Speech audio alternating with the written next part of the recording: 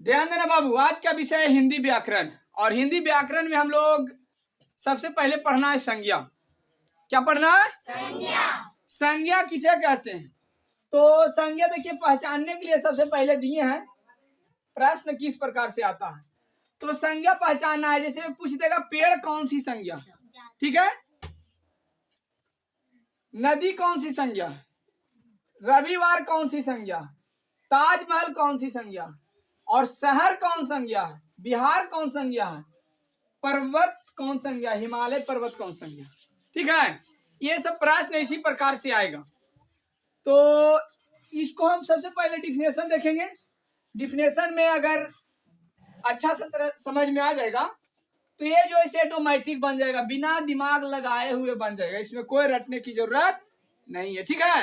तो ध्यान देना, संज्ञा किसे कहते हैं? क्वेश्चन क्या है? संज्ञा किसे कहते हैं? देखिए इसका डिफिनेशन है, किसी व्यक्ति, वस्तु, स्थान, भाव आदि के नाम को संज्ञा कहते हैं। एक साधारण सी डिफिनेशन है कि कोई भी दुनिया के कोई भी चीज आंख से जो दिखाई देता है, जिसको अनुभव करते हैं, ये सब क्या है?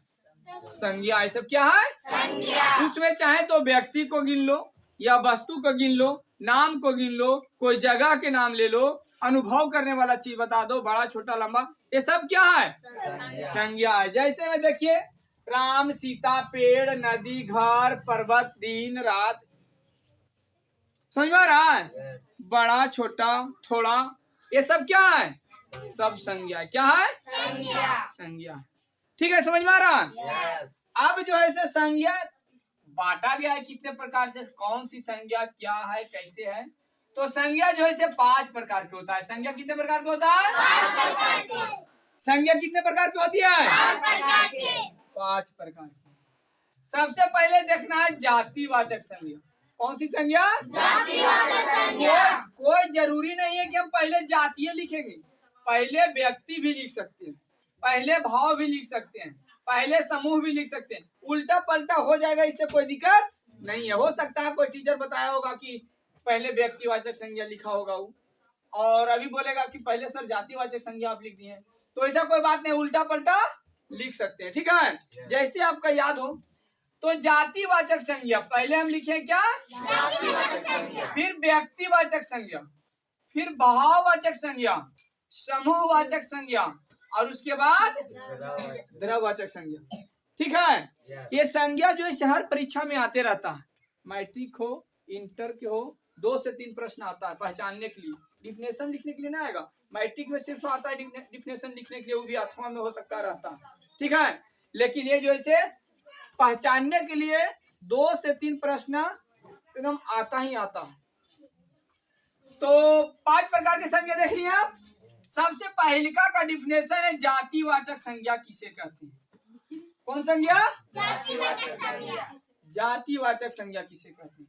तो जिस संज्ञा से चाहे तो व्यक्ति का हो, वस्तु का हो, पूरे जाति भर का बोध होता है। आ रहा समझ में? पूरे जाति भर का बोध होता है, यानी एक नाम लेने से उसका पूरा जाति का बोध हो जाता है, उसे कौन संज्ञा बोलते हैं? जातिवाचक संज्ञा बोलते हैं। एग्जाम्पल में क्या है, जैसे मान लिया जाए हम बोल दिए पेड़, अगर पेड़ दिए, पेड़ बोले, तो पेड़ बोलने से क्या होता है? आम का भी पेड़ होता है, सेव का भी पेड़ होता है, अमरूद का भी पेड़ होता है। पेड़ कहने से पहचान हो रहा है कि किसका पेड़ है? से नहीं, पेड़ कहने से पहचान नहीं हो रहा है, पेड़ एक जाति हो गया, इसलिए कौन संज्ञा कहते हैं? जातिवाचक संज्ञा पेड़ हो गया, ठीक है। नदी में कोई भी नदी का गिनती आ जाएगा, जैसे गंगा नदी, यमुना नदी, सतलज नदी है ने, ब्रह्मपुत्रा नदी है कि नहीं, नदी रामगंगा नदी, तो इसलिए नदी के एक जातिवाचक संज्ञा में गिनती किया जाए कि नदी के मतलब कोई भी नदी, ठीक है।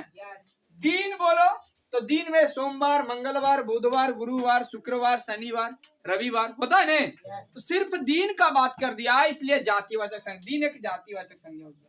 अगर वही सोमवार बोल देता तो व्यक्तिवाचक में चल जाता। आगे हम बताएं, महीना बोले तो महीना में 12 महीना का गिनती आ गया, कोई भी महीना हो सकता है, इसलिए कौन संज्ञा? जातिवाचक संज्ञा। शहर बोले तो शहर में भी कोई शहर आ सकता है, इसलिए कौन संज्ञा? गाय बोल दिया जाए तो गाय में भी कोई भी गाय आ सकता है। गाय के कितने नस्ल होते हैं? होता है नहीं, गाय के 32 नस्ल होता है।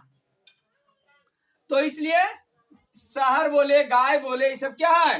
लड़का बोल दे तो लड़का में कोई भी लड़का आ सकता है, लड़की बोले तो लड़की में भी कोई भी लड़की आ सकती है। इसलिए ये सब जातिवाचक संज्ञा हो गया। यहाँ तक समझ में आ गया? किसी का कोई दिक्कत नहीं। अब आ गया व्यक्तिवाचक संज्ञा। व्यक्तिवाचक संज्ञा किसको कहते हैं? तो जिस संज्ञा से चाहे तो व्यक्ति का बोले, वस्तु का बोले, जगह का बोले, खास का बोध हो। किसका बोध होता है? खास का। उसे व्यक्तिवाचक संज्ञा कहते हैं। खास का बोध हो, जैसे मान लिया जाए बोल दे पटना। अगर हम पटना बोल दिए कि पटना जा रहे हैं तो पटना के जगह पर हम पटना ही जाएंगे, मुंबई तो न जाएंगे। खास जगह का नाम बताएं। अगर इंतजार करना है तो हमको पटना में इंतजार करना, मुंबई में इंतजार करने से कोई फायदा नहीं हुआ। कहा है कि हम कहाँ जा रहे हैं? पटना जा रहे हैं। अगर बोल दिए कि हम दिल्ली जा रहे हैं तो हमारा इंतजार कहाँ होगा? दिल्ली में होगा। आ रहा है समझ में? यानी जगह का नाम अगर खास बता दिया जाए, जिसका नाम खास बता दिया जाए, जैसे मान लिया जाए बता दिए राम, सीता, तो राम तो कोई खास लड़का है, सीता कोई खास लड़की है, पटना कोई खास जगह है, ताजमहल कोई खास महल है, जिसका एक नाम से दोबारा नहीं हो सकता। ठीक है? जैसे ताजमहल, तो ताजमहल अगर बोल दिया जाए ताजमहल कहाँ है तो क्या दिल्ली बताएगा? जब बताएगा तो यानी खास महल है नहीं। पटना बोलेंगे तो पटना कौन राज्य में है तो क्या गुजरात राज्य में बताएगा? तो कहाँ बताएगा? बिहार राज्य में बताएगा। कहाँ बताएगा? चाहे दुनिया के कोई भी कोना में रहे, लेकिन पटना खोजेगा तो कहाँ खोजेगा? बिहार में। होता है कोई एक से दो नाम अलग अलग, लेकिन हम पटना बिहार वाला खोजेंगे तो बिहार में ही पटना मिलेगा। ठीक है? जनवरी महीना अगर बोले थे, अभी हम बोले महीना बोलेंगे तो जातिवाचक संज्ञा में आएगा। जनवरी बोल दिए तो जनवरी खास महीना होता है ना। जनवरी हो गया, फरवरी हो गया, कोई भी महीना बोलो तो खास महीना की बात किया है। इसलिए जैसे एडमिशन फ्री चलता है मार्च में, होता है कि ना? हर स्कूल का नियम अलग अलग, लेकिन ज्यादातर के मार्च में एडमिशन फ्री चलता है। तो लोग इंतजार करता है कि नहीं मार्च महीना आ रहा समझ में, यानी खास महीना हो गया। आ रहा समझ में? उसी प्रकार से जो खास नाम लिया जाए, रविवार, तो रविवार छुट्टी के दिन है ना? तो रविवार खास दिन है, सोमवार खास दिन है, मंगलवार खास दिन है। दिन का नाम लिया जाए तो खास का नाम लिया जाए तो कौन संज्ञा हो गया? ये संज्ञा समझ में आ गया?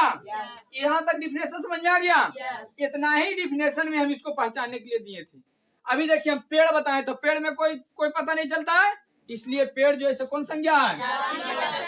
जातिवाचक। नदी में किसी का पहचानना हुआ है तो नदी कौन संज्ञा? उसके बाद रविवार जानते हैं खास दिन है, इसलिए ताजमहल खास है, इसलिए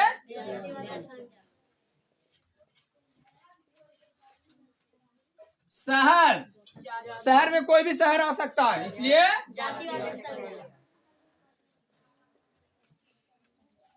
उसके बाद बिहार कोई खास राज्य है, इसके लिए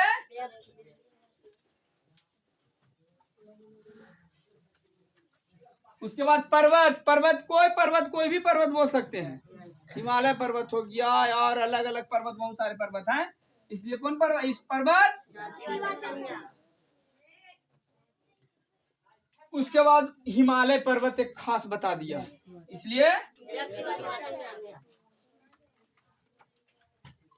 समझ में आ गया किस प्रकार से पहचानना है इसे। इसको डिफिनेशन के पहले ही नहीं समझ में आ रहा था, लेकिन जैसा ही डिफिनेशन देखे हम समझ में आ गया। किसी का कोई प्रॉब्लम नहीं? यहाँ तक समझ में आ गया? अब आगे देखना कौन संज्ञा? भाववाचक संज्ञा। कौन संज्ञा? भाववाचक संज्ञा। तो जिस संज्ञा से किसी व्यक्ति का गुण, धर्म, दोष सभी का बोध होता है, उसे कौन संज्ञा बोलते हैं? भाववाचक संज्ञा बोलते हैं। समझ में आ रहा है? जैसे में देखिए अच्छाई, चौड़ाई, मिठास, लंबाई, वीरता, ये सब क्या है? भाववाचक संज्ञा। कौन संज्ञा है? भाववाचक संज्ञा। जैसे अच्छाई कर रहा है तो अच्छाई में कौन आदमी अच्छा है खराब है उसको भाव से पता चलता है। चौड़ाई उसका भाव से पता चलता है। मिठाई, कोई भी मिठाई अगर खाते हैं तो खाने के बाद पता चलता है भाव से। लंबाई भाववाचक है। वीरता ठीक है। अब जो है समूहवाचक संज्ञा। कौन संज्ञा? समूहवाचक संज्ञा। जिस संज्ञा से कोई भी व्यक्ति हो वस्तु हो सबका एक साथ समूह का बोध होता है। एक का गिनती करेंगे तो उसके साथ में बहुत सारा रहेगा तो उसे कौन संज्ञा बोलेंगे? समूहवाचक संज्ञा बोलते हैं। जैसे में गिरोह, गिरोह मतलब गृह प्रवास, गृह प्रवेश होता है ना, तो गिरोह हो रहा है, गृह प्रवेश हो रहा है तो उसमें देखना कितना आदमी इकट्ठा हो जाता है। झब्बा, झब्बा मतलब घौद जिसको बोलते हैं, झब्बू। जैसे खजूर फरता है ना, अथी क्या बोलते हैं, अंगूर देखा है कितना फल रहता है एक साथ में, तो उसी को बोलते हैं झब्बा। तो ये अंगूर बोले तो एक झब्बा हो गया। दल बोले नेवता, दल के मतलब होता है नेवता जो देते हैं, दल दिए। अरे समझ में, उसमें बहुत सारे आदमी रहता है, इकट्ठा हो रहता है। सभा मतलब जैसे मान लीजिए पंचायती होता है, बैठक होता है तो सभा बोलेंगे तो सभा में कितने आदमी होता है? एक आदमी नहीं, एक से अधिक होता है, बहुत सारे आदमी होता है। सेना बोलेंगे, पुलिस लोग बोलेंगे तो पुलिस में एक आदमी रहता है, एक पुलिस रहता है, बहुत सारे रहता है। सेना के मतलब कितना भी सेना का बोध हो सकता है। उसके बाद हो गया भेड़। भेड़ जो ऐसे कभी भी देखेगा चराने के लिए भी आता है तो एक साथ में बहुत सारे रहता है ना, तो उसको क्या बोलते हैं? भेड़। यानी समूहवाचक संज्ञा में गिनती आता है। ठीक है। अब जो है कौन संज्ञा समझ में आ गया? समूहवाचक। द्रववाचक संज्ञा किसको कहते हैं? तो जिस संज्ञा से किसी धातु या धातु के द्रव का बोध होता है, धातु या द्रव का बोध होता है। जैसे में घी बोलेंगे, दूध बोलेंगे, दही बोलेंगे, ये सब क्या है? द्रववाचक है। उसके बाद में चांदी बोलेंगे, चांदी को वजन करके दिया जाता है जिसे मापा या तौला जा सके, जिसे मापा या उसे द्रववाचक संज्ञा में गिनती आता है। जैसे में सोना तौलते हैं कि ना, पीतल वजन करके देता है, दूध माप के या वजन करके देता है, ये सब क्या है? द्रववाचक संज्ञा। समझ में आ गया? किसी का कोई प्रॉब्लम नहीं? तो आज संज्ञा खत्म हो गया। किसी भी कोई दिक्कत? ठीक है तो